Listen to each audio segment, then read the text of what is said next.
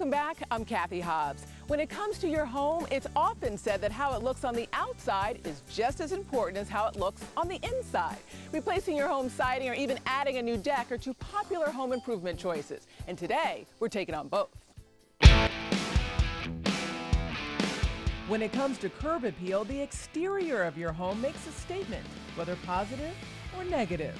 Today I'm in the Hudson Valley trying to improve a home in desperate need of one of my design recipe makeovers.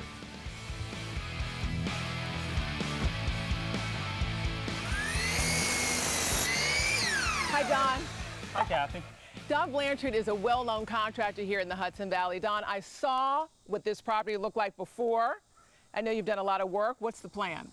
Well, we're going to be installing new siding on the house and a new deck to dress up the front of the house. And this house definitely needed dressing up. Here's what it looked like before. A bit of an eyesore with zero curb appeal. So when we talk about a home improvement project, specifically replacing siding on your home, how big of a project is that? It's a large project. It's definitely not something you want to do yourself. You want a contractor in to do this. So this is not a do-it-yourself project? No, it's not.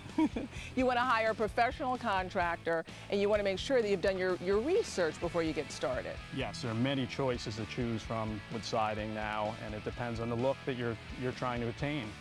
Will it add value to your home, just replacing the siding, do you think? Yes, it will.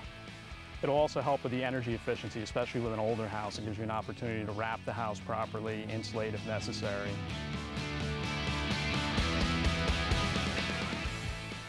So here we are on the deck. Where do you begin? Well, once you've determined the size of the deck, you need to lay out your support, your concrete piers, which are going to hold the deck up, obviously, and get those in place. They're the main support for the whole system. Makes sense. So you want to start out with those concrete piers first? Correct. And then what's next? Then you frame your deck, your outside perimeter, and you square it to make sure it's square because that will show up in the finished product. So it's really important to start with a solid foundation before you even put your decking material on. Yes, it is. Very important.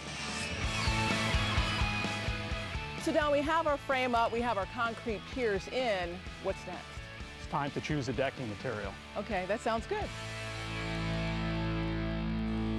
The materials for our siding and deck are key elements of our construction project. And when it comes to our choices, there are more options than ever.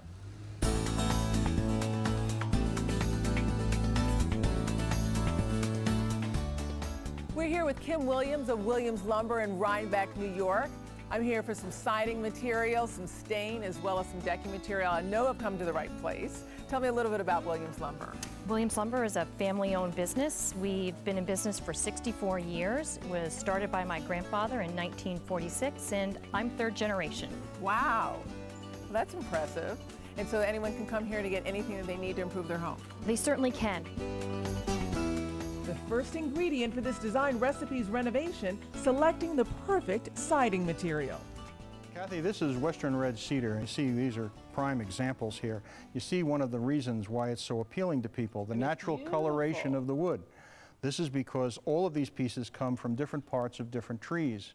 There's nothing singular about the appearance of the wood. In fact, we know it is the primary reason that people who buy Western red cedar use it, is they love the appearance of it.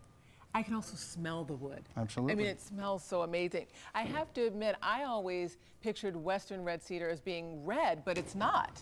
It varies because of where the wood was cut out of the log. One part of the log is darker than another.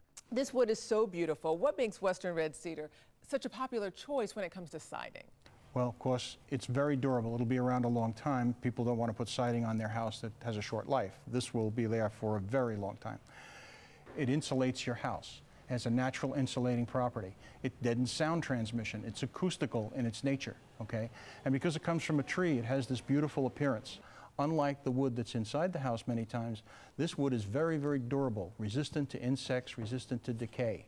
That's why you want to put this on the outside of your house. What's the #1 reason why people choose Western red cedar for siding? Its appearance.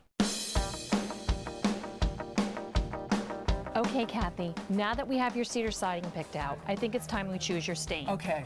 My suggestion would be Benjamin Moore Arborcoat. It provides low VOC with great UV protection.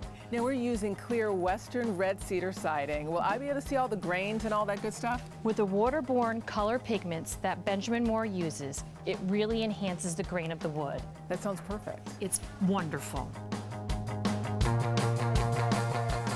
Hi, Spanish moss, semi-transparent, please. Okay, I'll be right with you.